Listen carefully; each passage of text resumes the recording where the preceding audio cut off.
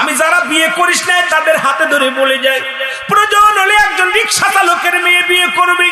তোর দাদার কাছে, দাদির কাছে, ভাইয়ের কাছে, বন্ধুর কাছে একটা দাবি করবি, বন্ধু ওই কালো মেয়েটা আমি বিয়ে করব,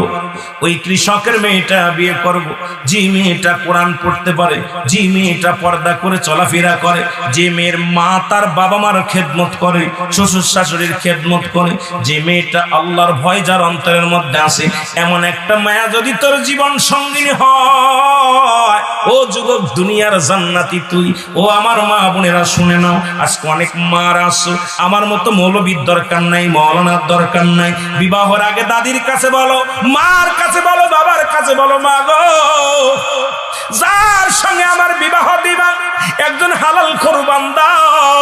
আমি গাছতলা থাকবো, দুঃখ নাই, বাড়ি লাগবে না, গাড়ি লাগবে না, একজন ইমানদার 5 ওয়াক্ত সালাত আদায় করে, হালাল খোর বান্দা, সে ভ্যান চালাক, সে রিক্সা চালাক, সে দিন মজুরি কাজ করুক, সে চাকরি করুক, যাই করুক না কেন, এমন একটা স্বামী আমাকে দিবা মা, সারাদিন পরে যেন আমাকে এক মুঠা হালাল খাবার খাওয়ায়, আমাকে যেন পর্দার মধ্যে রাখে, মা গো